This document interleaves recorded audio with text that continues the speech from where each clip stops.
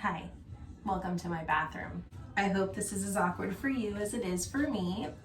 Today we are going to clean the import plants that I just got from Ecuagenera. I got 3 plants, and so I'm just going to show you what I do to wash them, kind of like rehab them, pot them up, what I pot them in, that kind of thing. Yeah, I'm going to show you what I do. Please keep in mind that I am not a professional. I just do what kind of makes logical sense for me. It might not be like the most beneficial thing or the best thing, but it seems to work really well, so I don't change it. If it ain't broke, we just don't fix it around here, okay? Hopefully this helps. If y'all have suggestions or questions or whatever else, you can kindly put them in the comments. Please don't be mean, because I will cry. Just kidding, I don't care, but like, low-key I'll cry, okay? Okay. Before we begin, if you are into planty videos, they're falling off the toilet. If you're into planty videos and you haven't already joined our family, please feel free to subscribe. We would love to have you here. I don't know which direction to look. And let's go, okay? The first thing that we're gonna do is clean the tub. I just like to kind of clean and disinfect, so I use this. You can use bleach, you can use an all natural, whatever you like, okay? Whatever you like. But we're just gonna kind of clean the tub out, get all the soaps and dirt and all that stuff out. Okay, maybe a little too much. I like to do this before and after I deal with the plants. Beforehand, because I feel like it gets all the soap scum out of the tub. It gets all of our like body dirt out of the tub. And then after, because then it gets all of the plant dirt out of the tub. So that's just me. You do what you do. And we're done. Now we're going to get some medium warmth, some like a little warmer than lukewarm, not hot, but warm.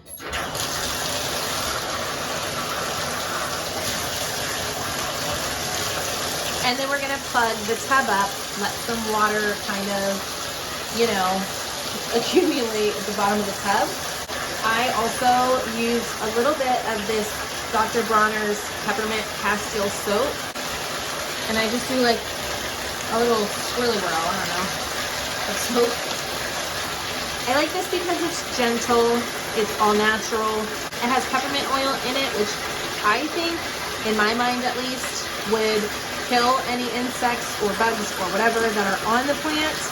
I know that like bugs don't like peppermint oil, so I like that.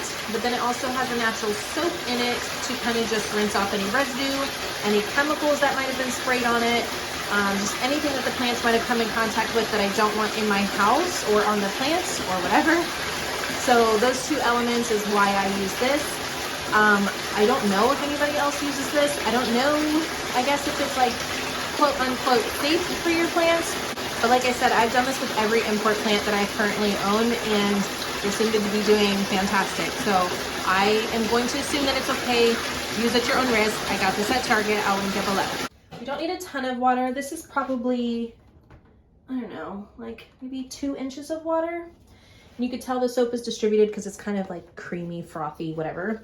Here's the rubicinctum and the roots. I just put the whole plant in there. And I'm gonna just do that with every plant. Okay, the roots for the rubicinctum suck, but that's okay.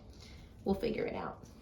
And it goes. My daughter is watching Encanto, so if you hear music, particularly We Don't Talk About Bruno is playing right now. Hashtag justice for Bruno, because they did him dirty. Anyway, here's the roots for the antherium. This is probably gonna be bad for the flower, but honestly, that's fine. It's fine. Typically try to get as much of the moss off of the plant, so I will run it under the water in the kitchen before I stick it in here, but I kind of forgot to do that. So, but usually I would kind of just rinse the roots off first, just so that I don't get moss in my tub, It's fine, it's fine. So I just kind of shimmy it around. Are y'all getting a close-up of my double chin? Fun. Fun. Yeah, I just shimmy it around like this so that I know that all the leaves are in this little solution, and then I let it sit. I let it sit for, I don't know, I don't even really time it, honestly. I just kind of feel it in my bones when it's time to take them out. But I would say maybe like 10-15 minutes. So we'll be back in 10 or 15 minutes. Okay, we're back. So now what we're gonna do is just pick one plant, and I kind of just push the others out the way. And while it's in the water, I just rub the leaves, again, just to kind of clean off any debris, any bugs, anything like that, just front and back. And then I kind of just gently rub all the stems and swish it around. And I'm gonna do that to each plant. Now we're getting like lukewarm water again. And we're gonna rinse off our plants gently, gently.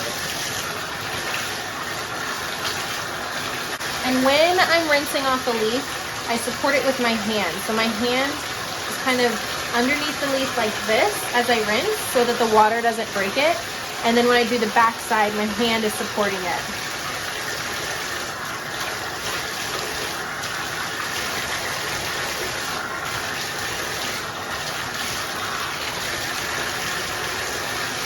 Before we continue, I'm going to spray the tub down and let this sit while the rest of the water drains so that I can clean my tub. Just make sure that any chemicals that might have been on the plants or like bugs that might have been on the plants or something aren't hanging out in our tub, you know. So I'm going to let this sit and disinfect for a minute, and then I'm going to wipe it down, rinse it down, and then we'll move on. Okay, nice and clean. Now we can move on.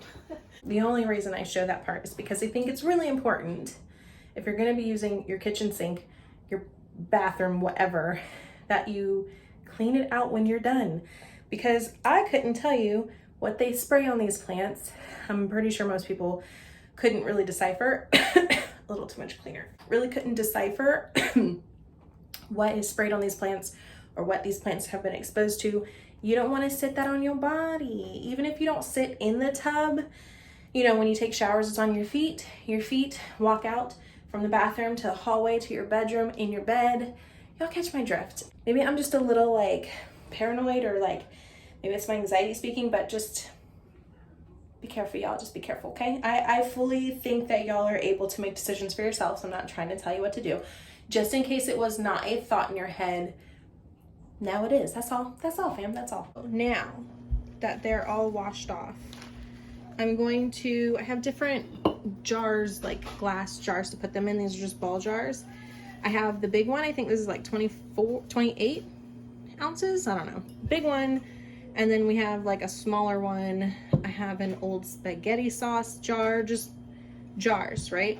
We're gonna fill them with filtered water, and that's it. I don't put anything else in it, just filtered water. If you have Super Thrive, I've heard that you can put a drop of Super Thrive in it. I don't have it, so I'm not gonna. But I think this one will fit nicely in here. Maybe a bigger one.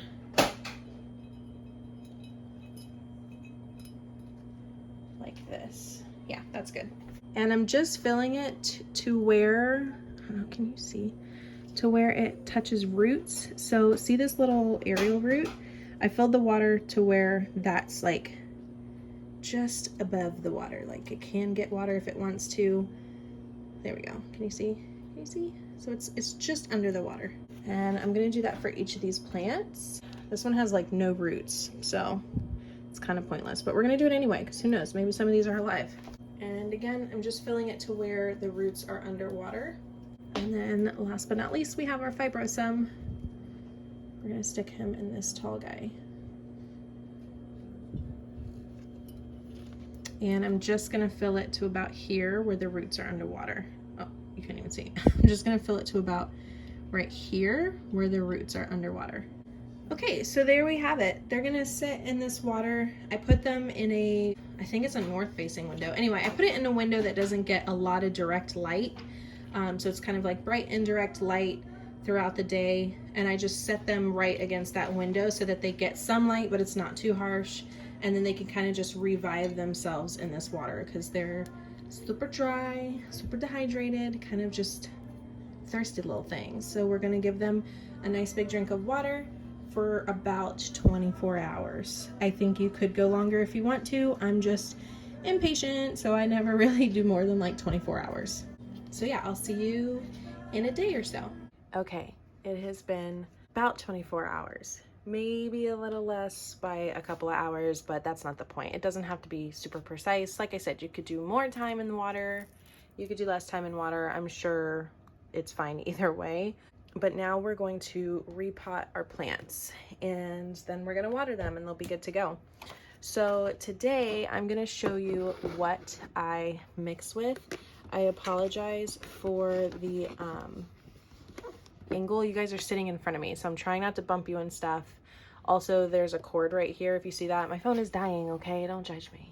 There's 3 things that I use in my soil mix. Cocoa Core mix.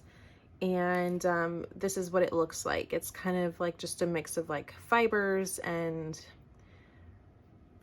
cocoa core. I don't know. I will link that down below. You can get it on Amazon.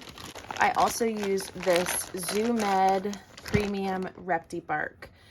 This is reptile bedding. I know online on Amazon they have like different sizes of this from a different company. Whatever you want to use is fine. This is just what I use. This is what it looks like. I believe this is pine bark.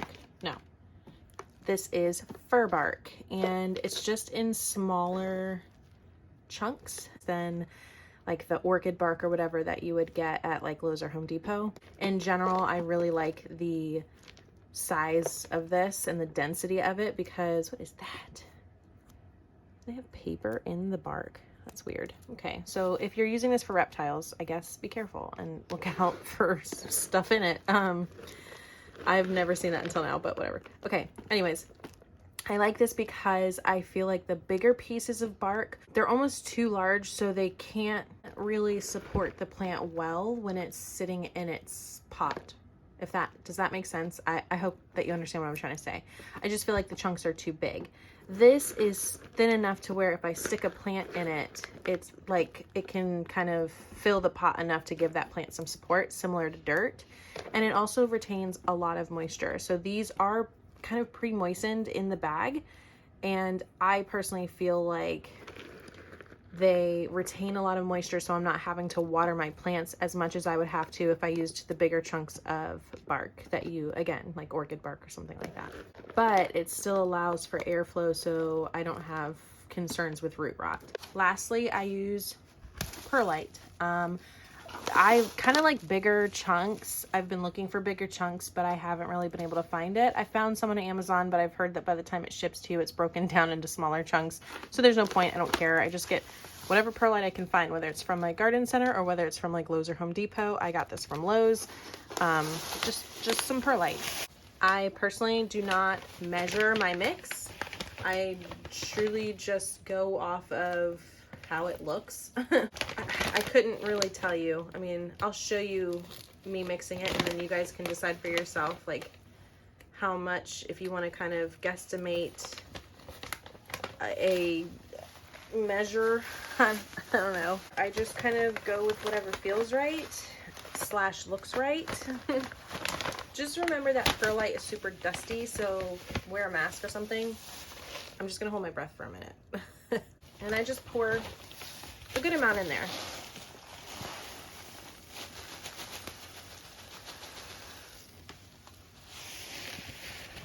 Now, if you wash your perlite first, it might be a little less dusty, but this is what we're working with here. I'll level this out so you can kind of see from the side of the container about how much I use.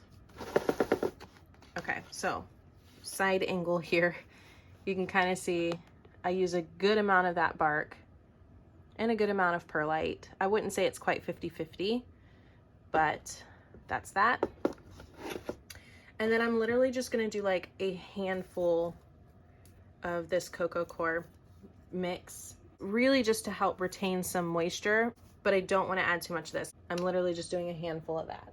And this is a little more perlite heavy than I usually do, but that's okay. I'd rather there be too much perlite than too much of the cocoa core mix.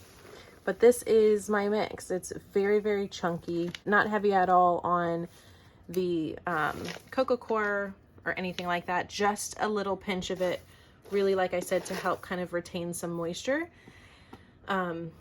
And also kind of cling on to some of the nutrients, but not enough to really support the plant or like even be a solid part of this mixture. I just don't like a lot of the coco coir because this bark does hold a lot of moisture on its own, so I don't feel like I need it. So something like this, maybe a little less perlite, but either way, that's what we're working with. I'm gonna do my best to catch some of the dirt on this. But first plant that we're gonna pot up is our rubrosynctum platinum. God, I can't pronounce it. I like using these flexi pots. I get these off of Amazon. I will also link this down below.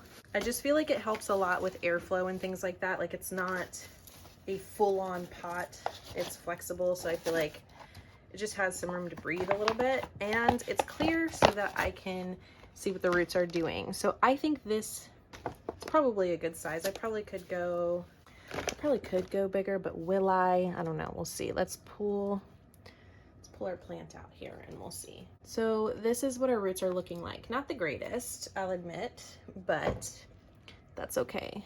Typically I want to cut off anything that looks rotted, which is kind of most, if not all of this. This root here seems like it could be viable, so I wouldn't cut that.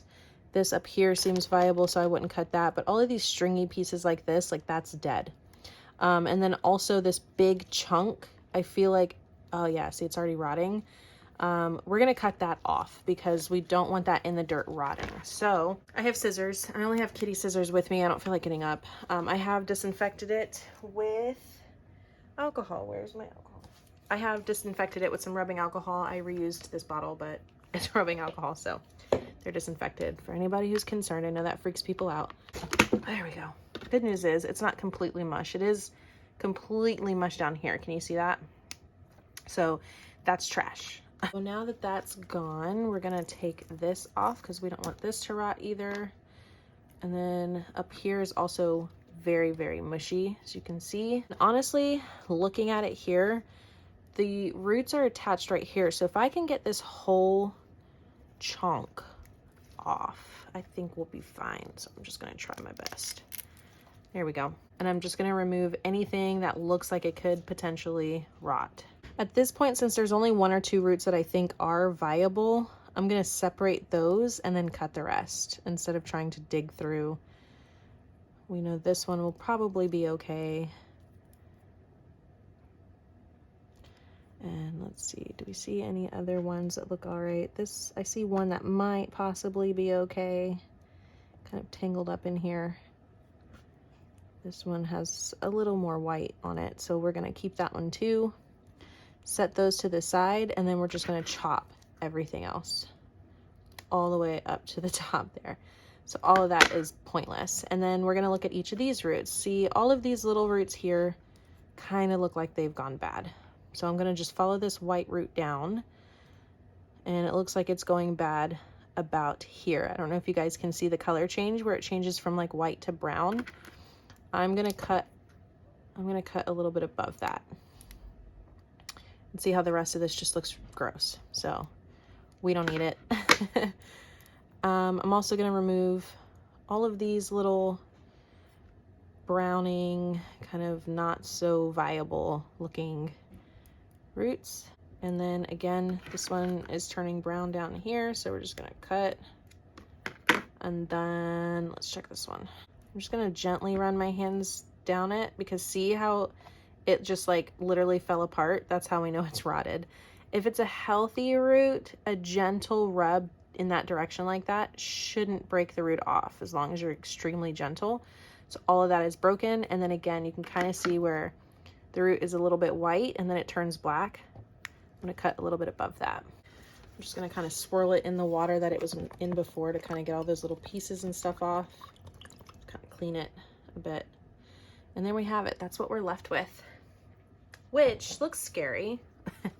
but I'm fine with it because I am much more confident in this than I was having all of that. Like, I think these will be nice and healthy and they'll have a chance to create something new and fresh. Make sense? So obviously this is going to be too big now. I think one size down. So even smaller than we were thinking, but we don't want to overwhelm those roots, but we want it to have enough space to support itself. So we're going to use this one. I'm going to take a little bit of our mix at the bottom here, like that. And then I'm going to kind of place our plant where I want it to be sitting in the cup. And then we're just going to fill this pot with our potting medium. I went really heavy on the perlite, my goodness. That's okay though. And keep in mind, these pots are flexible, so they're not going to support the plant super well until they have their own root system. So in this case, we can use a bamboo stick like this, stick it in the back of the pot, just for some extra support. And then I like to use the Velcro, like tomato Velcro or whatever it's called, and just kind of take some place where it seems sturdy. I have this freaking cord in the way. It's driving me crazy. So I'm going to take these, oh, you guys can't even see these couple of stems down here. I'm just going to use that because I feel like these two together will be sturdy enough to hold the plant up.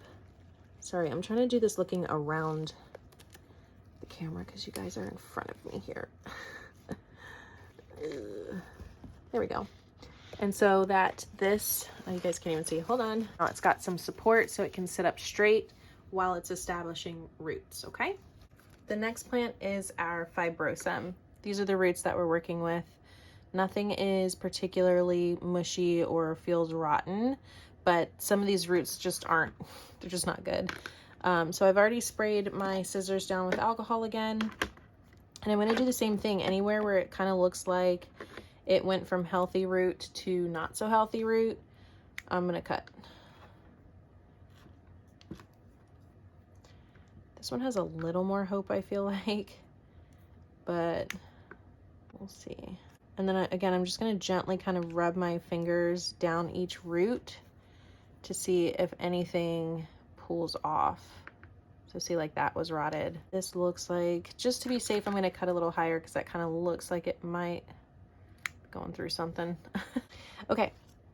So now this plant has these roots, and to be honest with you, all of these aerial roots kind of look like trash. There is a node here. It kind of looks like it might have rotted. I can't really tell. Yeah, it looks a little rotted. I kind of want to just cut this up here and see what happens, but I'm trying to decide if I'm bold enough yet or if I don't want to risk it. Because it's not like these leaves are looking fantastic right now anyway. I'm usually pretty bold with my plants, I'm not going to lie. So we might just be bold. I can't tell.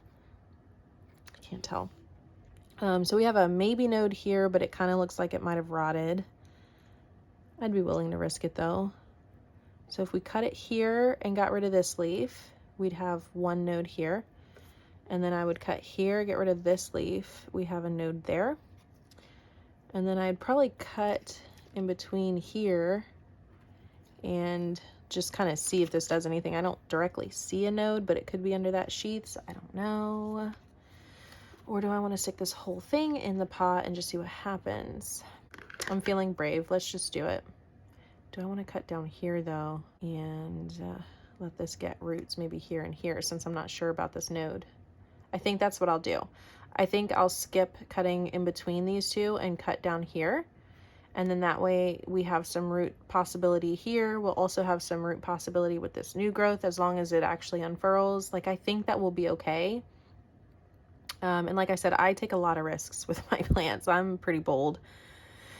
So I think we're going to do it. We'll chop that there. This is going to be my main plant. We'll put that in sphagnum moss. We're going to chop this one here. And then I'm going to cut this back pretty far. There. And I'm going to put this in propagation, a little propagation container, So I'm going to remove the leaf. We don't know, maybe it'll die, that's fine. This isn't our main plant anyway. If it lives, great. So here's one that I'm literally just I'm gonna gently put some sphagnum moss around these roots, stick it in like a little reusable container, plastic container that has some sort of like clear lid, and just let it do its thing for a while. So we have one here. I'm gonna do the same thing with this one. We're gonna cut that down a bit. We're gonna cut this leaf off, and we're gonna stick this. I'm gonna cut this down a little bit too. I feel like you wanna give yourself a little bit of space, but the more stem I have, the more rot I usually experience. So even though these roots kind of look spent, sometimes it'll surprise you when this pops, it'll push roots. So I'm gonna stick this in moss too, and we'll see what happens. And then we have number 3, which is our main baby. We're just gonna cover both of these aerial root places in moss and hope for the best. Let's hope we didn't just kill it. But I'm pretty confident. I don't know. Maybe it's like I'm dead inside. I don't know. I don't freak out about stuff like this. Like worst case scenario, it doesn't make it. And at least we know for next time, you know? But you never know until you try. And most of the time when I do stuff like this, I'm pleasantly surprised in the end. So I'm not concerned with it. But these, instead of dirt, are gonna go in moss. I'm gonna use a much smaller container for this one, like that. But I'm gonna fill it with moss.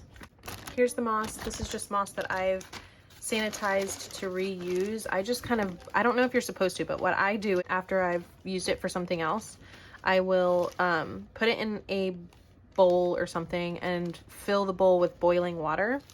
And then I just let it sit until the water cools. Once the water cools, I squeeze it out, and then I stick it in like a container or a Ziploc or whatever, and I reuse it. So I don't know, to each their own. If you don't want to do it, you don't have to, but I'm gonna put a little bit of moss,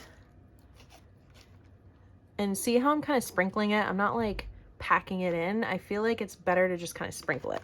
You can add a little perlite if that's what you like to do, but I'm just gonna cover all of this in moss in my hands here. And again, I'm not doing anything super tight. I want there to be some good airflow.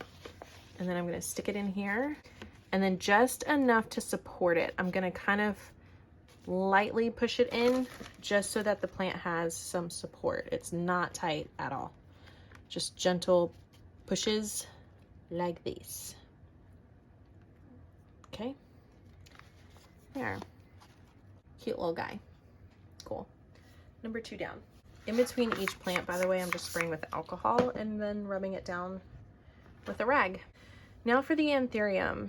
Here are the roots on the antherium. Honestly, these look really good. I'm not going to cut any of them because they all kind of look, actually, I might cut a few. Like this one just looks a little ill. So, but if none of them really scream out to me like that, I think the rest look pretty good. I'm just going to kind of check for stuff like that looks a little bad. But we have some really good roots on this. They still look really good. And we also have an aerial root that's coming out that looks really good. We have a growth point, so we could technically cut it if we wanted to, but I'm not going to. In fact, we have a few growth points. Like we have one here and one there and one down here. I'm not going to cut it though, because I'm not as familiar with anthurium as I am with philodendron. I'm not as confident with them as I am with philodendron, so I am not willing to take the same risks, y'all. I'm just not willing to do it.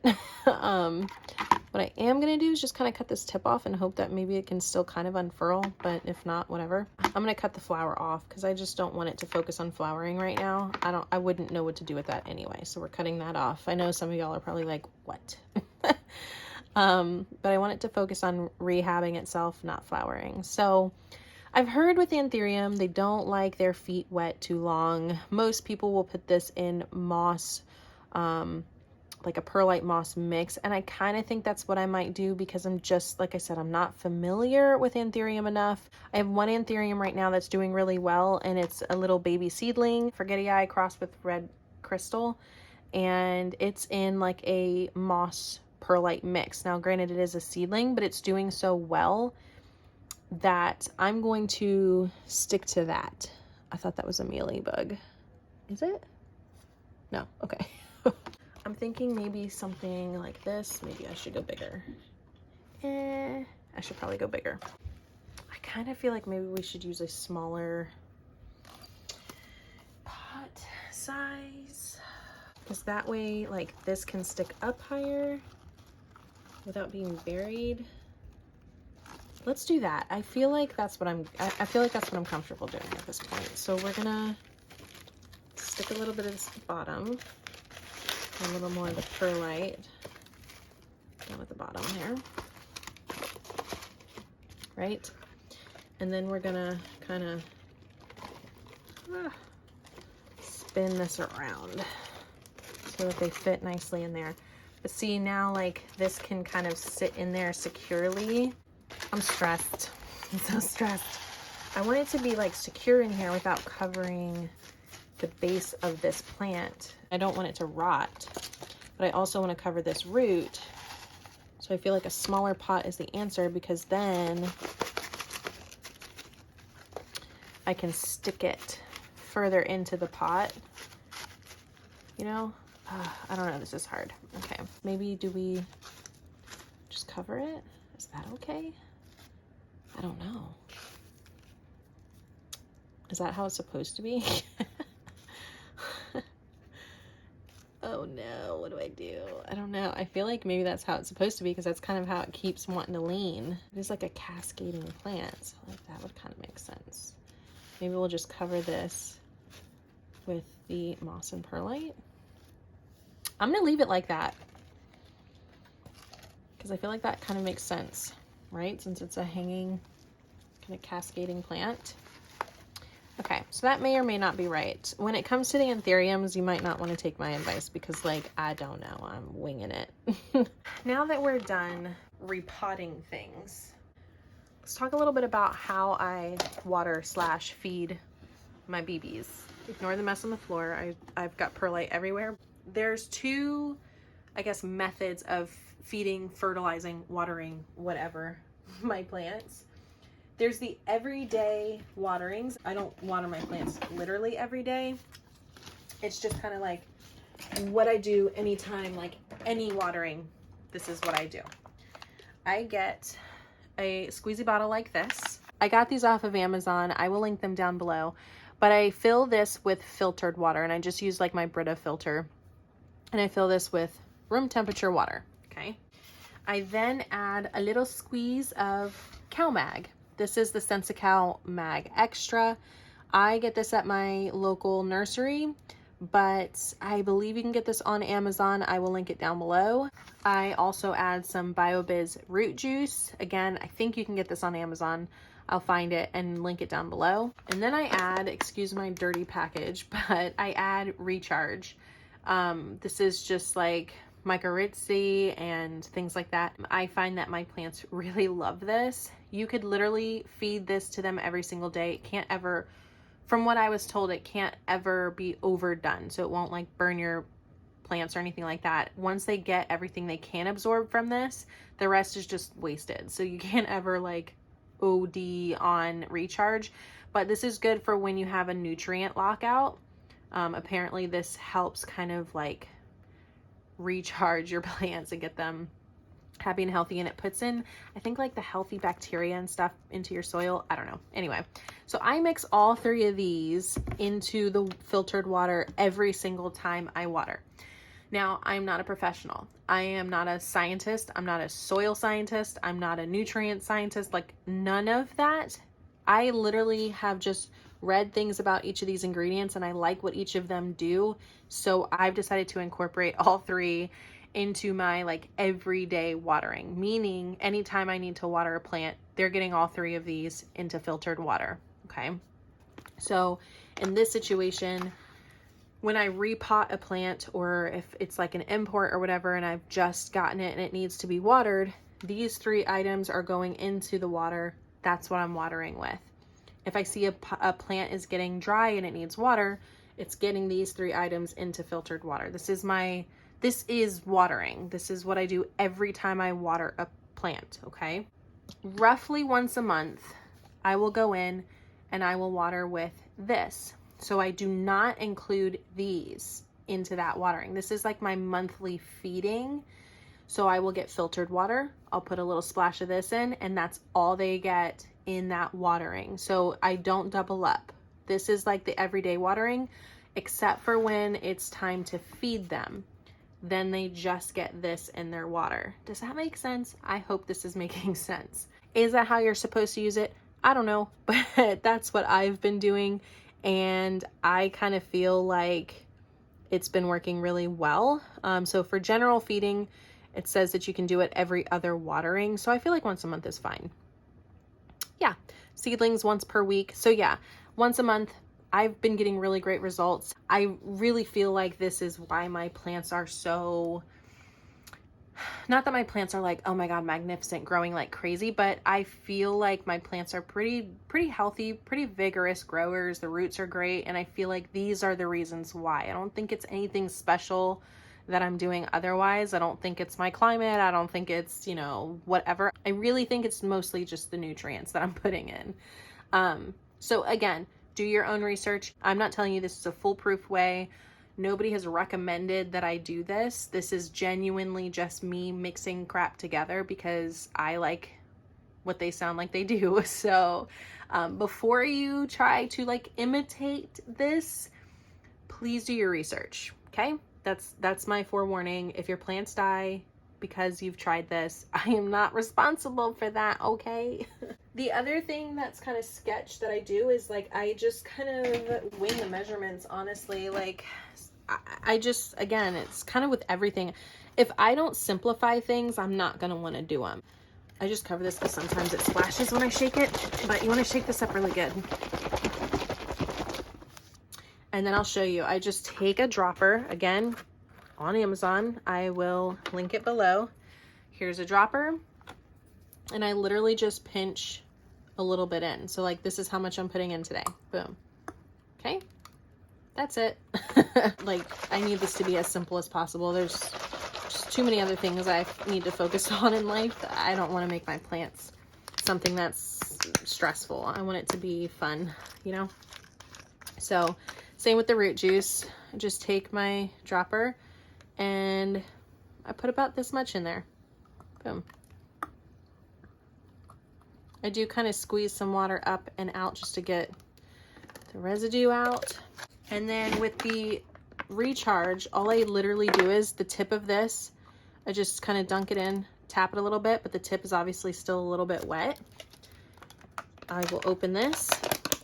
I'll just dip my thing in there and whatever comes off on it goes in the water. With this, I'm not super concerned because like I said, you can't overdo it. I wouldn't go crazy like being wasteful with this, but I'm not concerned too much with measurements because I know it's not going to harm my plants. So boom, that's it. I'm just going to shake that up because that recharge likes to settle at the bottom. So I'm just making sure it's fully dissolved. Okay, so when I'm watering my plants, usually I won't do like a super deep, thorough watering. Most of the time for like my everyday watering, when I see something's getting dry, I don't water it to the point of like saturation necessarily. I'll kind of just go over it like this. And I feel like that's enough to kind of re-wet my plant, right? So that's like my everyday watering when I see that something needs to be watered. But for these first waterings, I really saturate this medium. So like I'll go in and like really make sure that it's getting down in the cracks, that everything is getting really wet. And I usually find that when I do this, the bottom portion of this pot stays pretty wet consistently. Like it almost never fully dries out. And that's why when I'm doing a re-watering, I just kind of spritz the top like this because I feel like it's really just that top layer that needs to get wet. So this first watering, I'm watering intensely, like it's getting saturated. And I'm making sure that every corner is getting saturated, right?